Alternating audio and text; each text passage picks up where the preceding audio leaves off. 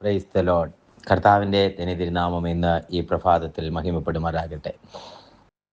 ഒരുമിച്ച് കർത്താവിൻ്റെ പാദപീഠത്തിലായിരിക്കാൻ ഇന്ന് ഈ പ്രഭാതം ആയുസ്സോടെ ആരോഗ്യത്തോടെ ആയുസ്സിൽ കാണാത്തൊരു പ്രഭാതം പൊൻപുലരി കാണുവാൻ ഒരുമിച്ച് ദൈവത്തെ സ്തുതിക്കുവാൻ കർത്താവ് ഇടയാക്കിയ ദൈവ സൗഭാഗ്യത്തിന് എല്ലാ മാനവും മഹത്വവും അർപ്പിക്കുന്നു. അപ്പോൾ തന്നെ ആയുസ്സും ആരോഗ്യവും ബലവും നല്ല ദാനങ്ങളും നന്മകളും നൽകി തന്ന കർത്താവിന് നന്ദിയും സ്നേഹവും അർപ്പിച്ചുകൊണ്ട് പ്രാർത്ഥനയോടെ ഇന്നത്തെ വേദവചന ധ്യാന ചിന്തയിലേക്ക് നമുക്ക് കടക്കാൻ ആധാരമായി യെശയ്യാപ്രവാചകന്റെ പുസ്തകം 45 അധ്യായം അതിൻ്റെ 3-4 വാക്യങ്ങൾ വായിക്കാം. ഐസിയ ചാപ്റ്റർ 45 വേഴ്സ് 3 and 4 വായിക്കുന്നു. നിന്നെ പേർ ചൊല്ലി വിളിക്കുന്ന ഞാൻ യഹോവ, ഇസ്രായേലിൻ്റെ ദൈവം തന്നെ എന്ന് നീ അറിയേണ്ടതിന് ഞാൻ നിനക്ക് ഇരുട്ടിലെ നിക്ഷേപങ്ങളെയും മറവിടങ്ങളിലെ ഗുപ്തനിധികളെയും എൻ്റെ ദാസനായ യാക്കോബ് നിമിത്തവും എൻ്റെ വൃതനായ ഇസ്രായേൽ നിമിത്തവും ഞാൻ നിന്നെ പേർ ചൊല്ലി വിളിച്ചിരിക്കുന്നു. നീ എന്നെ അറിയാതിരിക്കെ ഞാൻ നിന്നെ ഓമന പേർ ചൊല്ലി വിളിച്ചിരിക്കുന്നു. ഇത് ആ ഒരു പർട്ടിക്കുലർ പോർഷനെ നടത്തിയെടുത്ത ഒരു വേദവചനമായതുകൊണ്ട് അതിൻ്റെ മേളിലും താഴെയും വായിച്ചാൽ ഇത് ആരോടാണെന്നുള്ളത് അറിയാൻ പറ്റുകയുള്ളൂ. ഇതിനകത്തൊരു ഭാഗം പറയുന്നുണ്ട്, എൻ്റെ ദാസനായ യാക്കോബ് നിമിത്തവും എൻ്റെ വൃതനായ ഇസ്രായേൽ നിമിത്തവും എന്നൊക്കെ പറയുമ്പോൾ നമുക്ക് വ്യക്തമായിട്ടൊരു തിരിച്ചറിവുണ്ട്. എന്നാൽ 44 അവസാനത്തെ വാക്യം 45 ആദ്യം വായിക്കുമ്പോൾ ഇത് ആരോടാണ് എന്ന് വ്യക്തമാക്കുന്നുണ്ട്. കോരേഷ് എന്ന് പറയുന്ന ജാതീയ രാജാവ് അല്ലെങ്കിൽ സൈറസ് എന്ന് പറയുന്ന രാജാവിനോട്, പേർഷ്യൻ രാജാവായ സൈറസിനോടുള്ള ദൈവത്തിന്റെ അരുളപ്പാട്. ബാബിലോൺ രാജാവായിരുന്ന നെബൂഖദ്നേസർ ദേവാലയം തകർത്ത് ജനത്തെ അടിമകളായി പിടിച്ചുകൊണ്ട് പോകപ്പെട്ടു. അങ്ങനെ ക്യാപ്റ്റീവ്സിൽ അടിമത്വത്തിലായിരുന്ന ദൈവജനത്തിന് ദൈവത്തോടുള്ള നിലവിളി ദൈവം കേട്ട് അവരെ വിടുവിച്ചു പുറത്തു കൊണ്ടുവരുവാൻ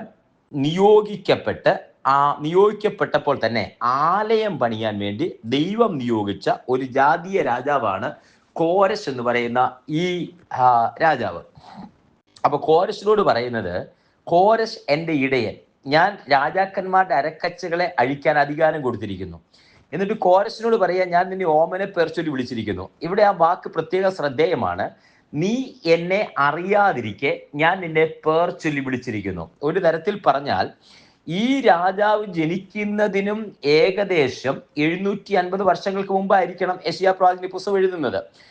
അതോ അതിലധികമോ അത് കുറവോ, എന്തായാലും അതിനു മുമ്പ് ഒരു പ്രവചനാത്മാവിൽ എഴുതി വെക്കുകയാണ്, കോരശ് എന്ന് പറയുന്ന രാജാവ് ആലയം പണിയുമെന്നുള്ളത്. തകർന്നുപോയ ദൈവത്തിന്റെ ആലയം പണിയാൻ നിയോഗിക്കപ്പെട്ട ഒരു വ്യക്തിത്വമാണ് കോരശ് എന്ന് പറയുന്നത്. കോരശ് ജനിക്കുന്നതിന് മുമ്പ് തന്നെ കോരശിനെ കുറിച്ചുള്ള ഒരു അരുളപ്പാട് ദൈവം തമ്പുരാൻ യെശയ്യാ പ്രവാചകനിൽ കൂടെ കൊടുക്കുകയാണ്. യെശയ്യാ പ്രവാചകന്റെ പ്രാവചനിക കണ്ണില് യേശു കർത്താവിനെ കുറിച്ച് 53 അധ്യായത്തില് യേശു കർത്താവിനെ കുറിച്ച് ജനിക്കുന്നതിന് ഏകദേശം 750 വർഷങ്ങൾക്ക് മുമ്പ് യെശയ്യാ എഴുതുന്നുണ്ട്. ഈ പ്രവചനം ഏകദേശം 70 അല്ലെങ്കിൽ ഈ കോരശ് ജനിക്കുന്നതിനോ അല്ലെങ്കിൽ കോരശ് ഭരിക്കുന്നതിന് 70 വർഷം മുമ്പായിരിക്കണം യെശയ്യാ എഴുതുന്നത്. അപ്പൊ 70 അല്ലെങ്കിൽ അത് കൂടുതലോ കുറവോ ഏകദേശം. അപ്പൊ അങ്ങനെ ഈ വചനം എഴുതുമ്പോൾ കോരശിനെ ദൈവം വിളിച്ചിരിക്കുന്നുവെന്നും കോരശിനെ എന്തിനു വേണ്ടി വിളിച്ചിരിക്കുന്നുവെന്നും ആലയം പണിക്ക് വേണ്ടിയും അപ്പൊ പേർഷ്യൻ രാജാവായ അദ്ദേഹത്തെ നിയോഗിച്ചിരിക്കുന്നു എന്നുള്ള അരുളപ്പാട്.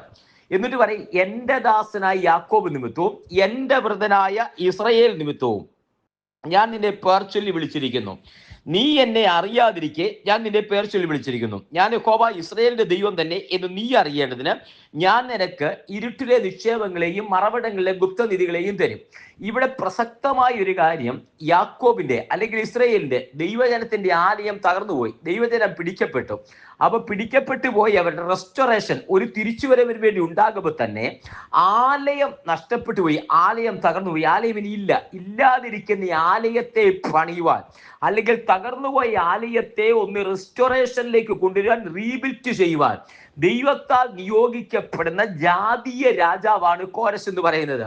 ദൈവത്തിന് ഒരു കാര്യവും അസാധ്യമല്ലല്ലോ. ദൈവത്തിന്റെ നിയോഗങ്ങൾ അത് എപ്രകാരം രാജാക്കന്മാരുടെ മേൽ കിടക്കുന്നു. നെഹമ്യാവിന്റെ പുസ്തകം വായിക്കുമ്പോൾ അർത്ഥവിശിഷ്ട രാജാവിനെ ഉപയോഗിച്ച് നെഹമ്യാവിലൂടെ ആലയത്തിന്റെ മതിൽ പണിയുന്നത് കാണാൻ കഴിയുന്നുണ്ട്. അതുപോലെ ആലയം പണിയാൻ വേണ്ടി ദൈവം നിയോഗിക്കുന്ന ഒരു വ്യക്തിയാണ് സൈറസ് എന്ന് പറയുന്ന രാജാവ്. അദ്ദേഹത്തെ കുറിച്ച് പറഞ്ഞ അദ്ദേഹത്തിന് മറവിടങ്ങളിലെ നിക്ഷേപങ്ങൾ, ഇരുട്ടിലെ ഗുപ്തനിധികളും കൊടുക്കുന്നതിന്റെ ഉദ്ദേശം ദൈവത്തെ അറിയാതിരിക്കും ദൈവം പേർ ചൊല്ലി വിളിച്ചിരിക്കുന്നു. ഇത് നമുക്കും ജാതീയ രാജാവായ കോരശിനെ വിളിച്ചതുപോലെ ഇന്ന് ഈ സന്ദേശം കേൾക്കുമ്പോൾ ദൈവം എന്നെയും നിന്നെയും അതേ യഹൂദ വംശതയോട് ബന്ധമില്ലാതിരുന്ന, യഹൂദ പാരമ്പര്യമായിട്ട് ബന്ധമില്ലായിരുന്ന അബ്രഹാമിൽ നിന്ന് ജനിച്ചവൻ മാത്രം എബ്രായൻ എന്ന് പറഞ്ഞ് ബാക്കിയുള്ളവരെ തള്ളിക്കളഞ്ഞപ്പോ ജാതീയ കുലത്തിൽപ്പെട്ട പുറം ജാതിക്കാരായിരുന്ന നാം ജനിക്കുന്നതിന് മുമ്പേ ഓമന പേർ ചൊല്ലി വിളിക്കുകയും അതേ നമ്മളെ നിയോഗത്തിലൂടെ ദൈവത്തിന്റെ പദ്ധതിക്കായിട്ട് ഉപയോഗിക്കുകയും ഇന്ന് ഈ സന്ദേശം കേൾക്കുമ്പോൾ തന്നെ ദൈവത്തിന്റെ പദ്ധതിക്കായിട്ട് നമ്മെ ഉപയോഗിക്കുകയും അപ്പൊ അതിനകത്ത് പ്രതിസന്ധി ഉണ്ടാകാം. ഈ രാജാവിന്റെ മുൻകാല ചരിത്രം എന്ന് പറഞ്ഞാൽ ഒരുപാട് ബുദ്ധിമുട്ടാണ്. അദ്ദേഹം ജനിക്കുമ്പോൾ തന്നെ ജീവിക്കാൻ പറ്റാത്ത സാഹചര്യം അവനെ കൊന്നുകളയണമെന്നുള്ള ഈ അന്നത്തെ ഈ പറയുന്ന ശകുനവാദികളും മന്ത്രവാദികളും അങ്ങനെയുള്ള കൊന്നുകളയണമെന്നുള്ള, അവൻ ജീവിച്ചിരിക്കുന്ന രാജാവിന് അക്കാലത്തെ രാജാവിന് അനർത്ഥം വരുമെന്നുള്ള അങ്ങനെയുള്ള കാലഘട്ടത്തിനകത്ത് വളർന്നു വന്ന ഒരുവനാണെന്നാണ് ചരിത്രം പറയുന്നത്. അങ്ങനെ വളർന്നു വന്ന ഈ മനുഷ്യൻ ജാതീയ രാജാവായ കോരശ് വിളിച്ചു വേർതിരിച്ചു എന്ന് മാത്രമല്ല, ദൈവത്താൽ ദൗത്യത്തിനു വേണ്ടി നിയോഗിക്കപ്പെട്ട കുഞ്ഞെ എന്നെയും നിന്നെയും നമ്മെ ദൈവം തമ്പുരാൻ ദൈവത്തിന്റെ മകനാക്കി മകളാക്കി വിളിച്ചു വേർതിരിച്ച് നീ എന്നെ അറിയാതിരിക്കെ ഞാൻ നിന്നെ ഓമന പേർ ചൊല്ലി വിളിച്ചു, നമ്മെ വിളിച്ചു വേർതിരിച്ച് ദൈവത്തിന്റെ ദൗത്യത്തിനായി നിയോഗിച്ചിരിക്കുന്ന ദൈവത്തിന്റെ പദ്ധതിയുണ്ട്. അതാണ് വിശിഷ്ടമായത്. ആ ദൗത്യത്തെയാണ് ഇന്ന് പ്രഭാതത്തിൽ തിരിച്ചറിയേണ്ടത്. ഇന്ന് ഈ സന്ദേശം കേൾക്കുമ്പോൾ വെറുതെ അങ്ങ് ജീവിക്കാനല്ല, മറിച്ച് കർത്താവിന്റെ മകനായി ദൈവത്തിന്റെ മകനായി മകളാൻ അവനെ കൈക്കൊണ്ട് അവന്റെ നാമത്തിൽ വിശ്വസിക്കുന്ന ഏവർക്കും ദൈവമക്കളാകുവാൻ അധികാരം കൊടുത്തിരിക്കുന്നു. കാലത്തിന്റെ കാലസമ്പൂർണ്ണതയിൽ ഏതോ ഒരു ഘട്ടത്തിൽ വെച്ച് ദൈവം തമ്പുരാൻ നമ്മളെ വിളിച്ചു എന്ന് മാത്രമല്ല, അവനെ കൈക്കൊള്ളുവാൻ, യേശുവിനെ അറിയുവാൻ, കർത്താവിനെ കൈക്കൊള്ളുവാൻ, കർത്താവിനെ രക്ഷിതാവായി സ്വീകരിക്കുവാൻ, അവനെ കൈക്കൊണ്ട് അവന്റെ നാമത്തിൽ വിശ്വസിക്കാൻ ദൈവം നമുക്ക് അവകാശം തന്നു. ദൈവം നമുക്ക് അവകാശം തന്നപ്പോൾ ആ ദൈവത്തിന് ഉദ്ദേശമുണ്ട്. ദൈവത്തിന്റെ ദൗത്യത്തിന് വേണ്ടി, ദൈവത്തിന്റെ ഇഷ്ടത്തിനായി നമ്മെ വേർതിരിക്കാൻ, നമ്മെ സമർപ്പിക്കാൻ, അത് ദൈവത്തിന്റെ പദ്ധതിയാ. ഇന്ന് ഈ ദിവസം ദൈവത്തിന്റെ കരങ്ങളിലേക്ക് നമ്മെ ഒന്ന് സമർപ്പിക്കാം. ദൈവിക പദ്ധതിക്കായി, ദൈവിക ഉദ്ദേശത്തിനായി.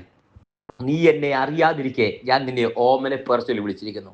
നാം ദൈവത്തെ അറിയാതിരിക്കെ ദൈവം ഞാൻ നിന്നെ തിരഞ്ഞെടുത്തത്, നിങ്ങൾ എന്നെ തിരഞ്ഞെടുത്തു. അതാ ദൈവം തമ്പുരാൻ പറയുന്നത്, ഞാൻ നിങ്ങളെ തിരഞ്ഞെടുത്തു, നിങ്ങൾ എന്നെ തിരഞ്ഞെടുത്തില്ല. കർത്താവിനെ നമ്മൾ തിരഞ്ഞെടുത്തില്ല, കർത്താവ് നമ്മെ തിരഞ്ഞെടുത്തു ദൈവത്തിന്റെ ഇഷ്ടത്തിനായിട്ട്. ഇന്ന് ഈ വചനം കേൾക്കുമ്പോൾ ദൈവത്തിന്റെ ഇഷ്ടത്തിനായി സമർപ്പിക്കാം. നീ പോകുന്ന പാതയ്ക്കകത്ത് ദൈവത്തിന്റെ പദ്ധതിയുണ്ട്. ദൈവിക പദ്ധതിയിലേക്ക് നമ്മെ തന്നെ സമർപ്പിക്കാം. കർത്താവ് നമ്മെ അനുഗ്രഹിക്കട്ടെ. ദൈവത്തിലേക്ക് സമർപ്പിക്കാം. ഒരുമിച്ച് പ്രാർത്ഥിക്കുക. സ്വർഗീയ കർത്താവേ, ഞങ്ങൾ ഒരുമിച്ച് പാദവത്തിലേക്ക് അടുത്തു വരുന്നു. ദൈവജനത്തെ അനുഗ്രഹിച്ച് പ്രാർത്ഥിക്കുന്നു. ഈ സന്ദേശം കേൾക്കുന്ന എല്ലാവരെയും അങ്ങയുടെ നാമത്തിൽ അനുഗ്രഹിച്ച് പ്രാർത്ഥിക്കുന്നു. നീ എന്നെ അറിയാതിരിക്കെ ഞാൻ നിന്നെ ഓമന പേർ ചൊല്ലി വിളിച്ചിരിക്കുന്നു. ഞങ്ങളെ തെരഞ്ഞെടുപ്പിനായി ഞങ്ങളെ വിളിച്ചതിനായി കർത്താവേ ഞങ്ങളെ കൂടി നന്ദി പറയുന്നു. അങ്ങയുടെ മകനായി മകളായി ജീവിക്കുവാൻ സ്വർഗം ഞങ്ങൾക്ക് ഭാഗ്യം തന്നതിനായി സ്തോത്രം. ആ ദൗത്യം, ദൈവത്തിന്റെ ഇഷ്ടം ഞങ്ങളെ പൂർത്തീകരിക്കുവാൻ സ്വർഗം ഞങ്ങളെ സഹായിക്കണം. തൃക്കരങ്ങളിൽ സമർപ്പിക്കുന്നു. അവിടുന്ന് കൂടിയിരിക്കുന്നതിനായി നന്ദി പറയുന്നു. ദൈവം കൂടിയുള്ളതിനായി നന്ദി. തൃക്കരകളിൽ സമർപ്പിക്കും. പ്രാർത്ഥന ഏറ്റിക്കാൻ സ്തോത്രം. എല്ലാ മാനവമഹത്വം നിൽക്കും യേശുവിൻ നാമത്തിൽ തന്നെ. ആമേൻ, ആമേൻ, ആമേൻ. കർത്താവ് എല്ലാവരെയും അനുഗ്രഹിക്കട്ടെ. ദൈവം കൂടിയിരിക്കട്ടെ. God bless you. നാളെ നമുക്ക് വീണ്ടും കാണാം. അതുവരെ ദൈവത്തിന് വിശാലമേറിയ ചെറുകടിയിൽ നമ്മളെ മറക്കുമാറാകട്ടെ. Thank you so much.